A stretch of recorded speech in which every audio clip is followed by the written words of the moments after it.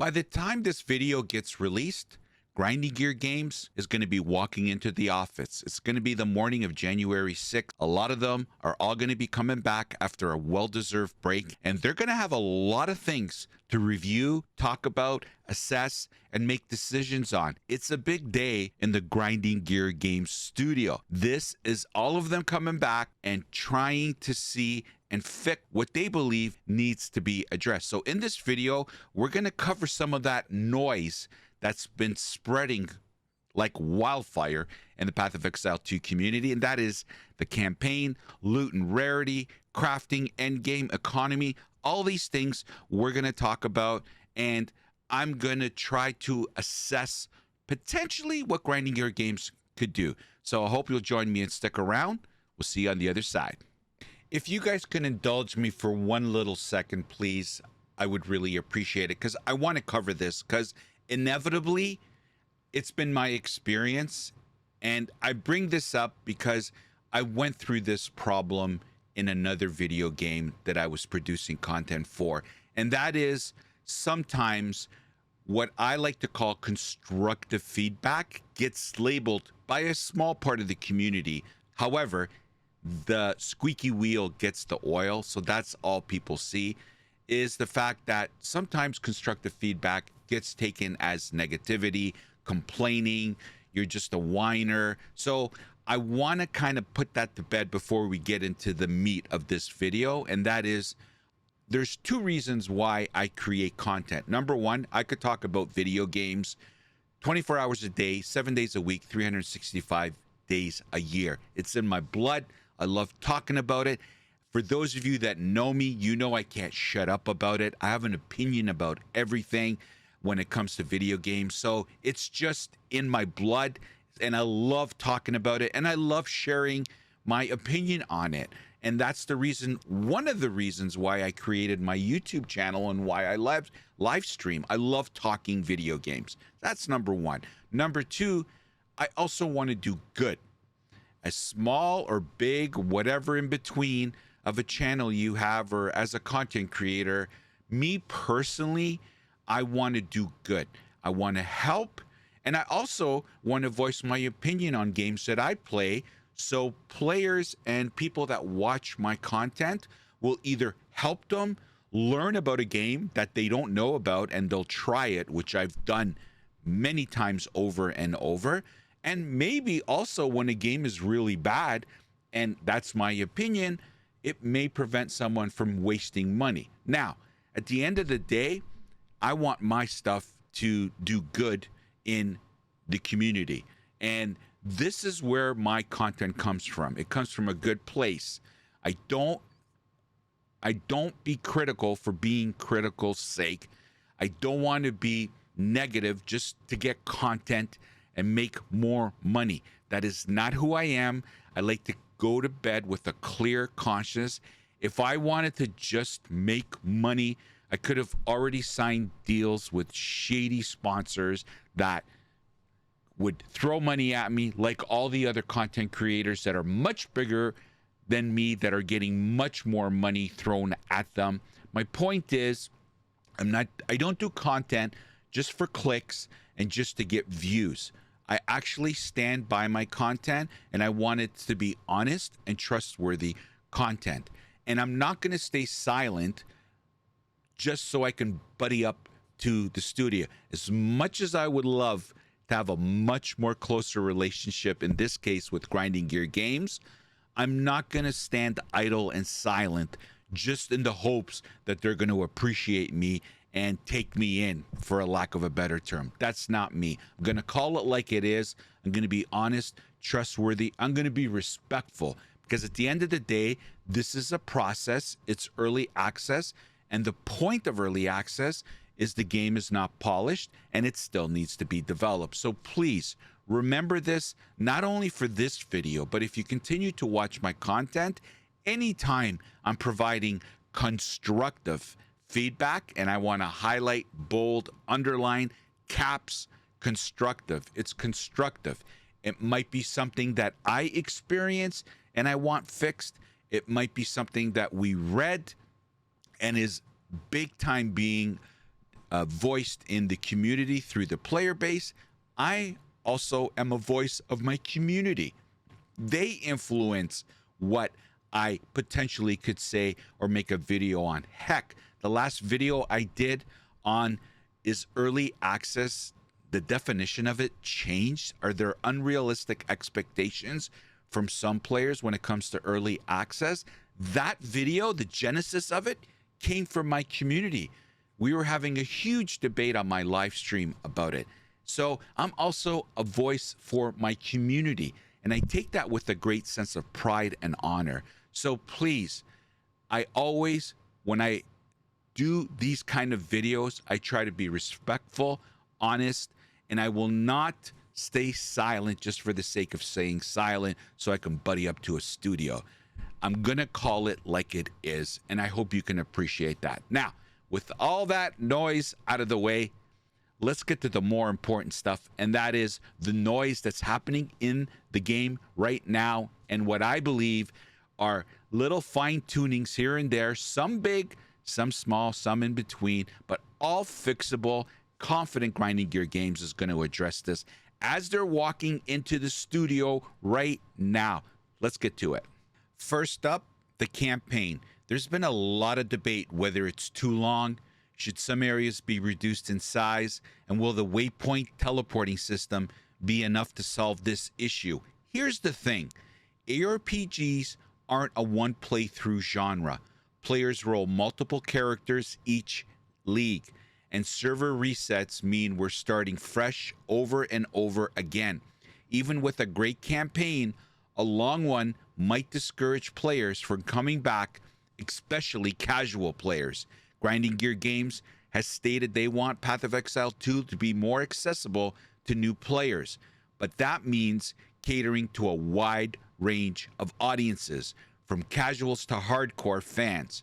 Striking that balance is going to be crucial if they want players to keep returning each season. Next, let's talk about loot and rarity.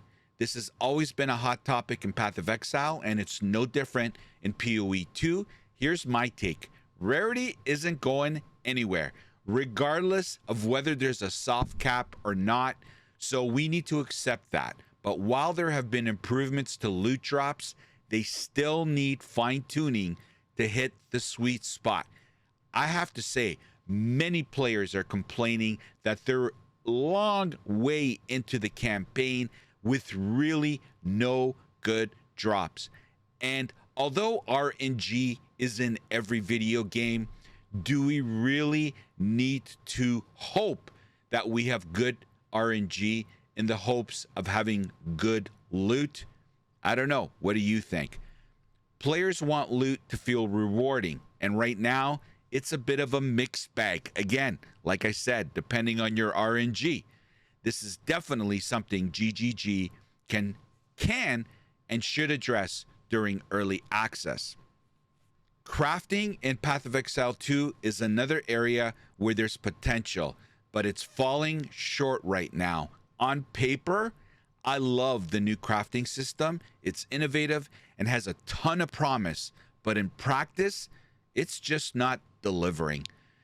I know this game was set up with the crafting in mind to help the new players, and boy, are there a ton of new players. But if we're being honest, guys, this is just not delivering in game. Players are struggling to feel the impact of crafting on their progression, and that's a problem. A good crafting system should empower players, not frustrate them. I'm hopeful this is an area Grinding Gear Games will refine over time, and my hope is it's one of the first things they address. Now, let's get into the end game, and on this one, this is really important. This is where the majority of the player base want to be in and want to thrive and have fun in. Conceptually, I love what Grinding Gear Games is trying to do here, but again, the execution of it needs work. So let's dive into some of the issues in the end game. Number one, the towers. They just feel underwhelming, and they need a significant rework to make them more engaging. Bosses and rares, these could be way more impactful right now. They feel like they're missing that epic factor.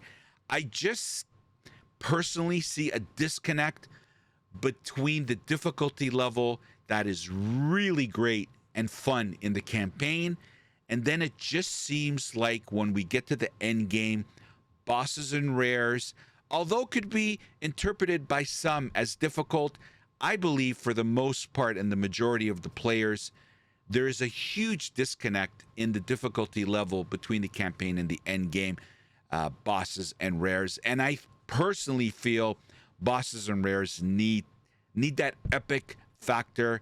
They need to be more challenging, in my humble opinion. And probably my worst complaint about the end game, because personally it's impacted me greatly, the on death effects are just brutal and unforgiving. And although I love difficulty in a game, I have to say Burning Ground is a prime example of something that just doesn't feel fair or fun. I'm not saying it has to be removed, but when you can't see what's on the ground with everything that's hitting the screen and it's all over the place and you're literally tippy-toeing around a massive endgame map, it just seems like it's not fun. And I don't know what Grinding Gear Games is going to do with this, but personally, I think they need to look at it. Now, map sizes. Now, these huge maps that we have in Endgame, one of the bad sides of it is the fact that it promotes backtracking, which players universally hate. I don't know how Grinding Gear Games is going to address this, but it's not fun. And I have to say, the one thing that's beautiful about Grinding Gear Games, they recognize that they don't want things in the game that are not fun. So I have no doubt they're going to be taking a look at that. And personally, a better flow is needed to keep the experience enjoyable, specifically when it comes to these massive map sizes and trying to find the rares and the bosses in the maps. That we don't need backtracking. These maps are big enough. We don't need to be walking back to areas that we've already covered. Again, another big decision Grinding Gear Games has to make, because at the end of the day, Endgame is the heart of any ARPG, and Grinding Gear Games knows this. I fully expect them to make significant changes here. And finally, let's talk about the economy. This is a serious one, guys, which is probably the most pressing issue right now. And I'm not going to get into the minutia. There's duping, account hacks, stolen items. It's all major problems that need to be locked down immediately. This isn't just about game balance, it's about trust. If players feel like their accounts or items aren't secure, they're not going to stick around. Heck, I was saying during my last live stream, I don't know if I want to do any more trades right now. I'm playing Softcore Trade League, and I don't know if I feel safe in trading, because apparently this is where the stuff is happening, potentially leaving you exposed to being hacked. And so I would imagine a huge part of the player base is kind of having the same feeling. So this is huge. Fixing the economy and security system is critical to keeping the community intact and thriving. And personally, out of all the issues that we've talked about in this video, I hope with all the people, the Grinding Gear employees walking into the office today as this video drops, I hope this is the very first thing they look at, they fix, they address, and they communicate right away. I hope within the next 48, 72 hours, this is the first thing Grinding Gear Games addresses and delivers a fix for, because it deserves that kind of priority. It's that critical.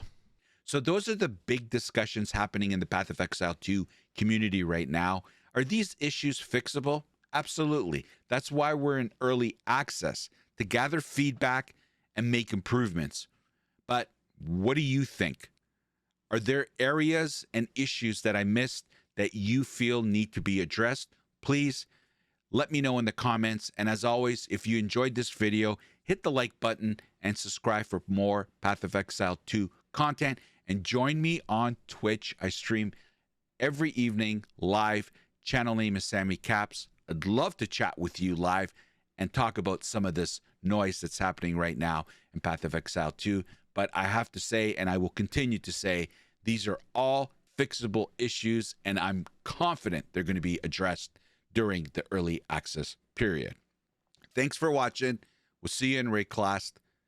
Take care. The opinions expressed in this video are mine and solely mine. Healthy debate is always encouraged. Hate is never welcomed. So get over it.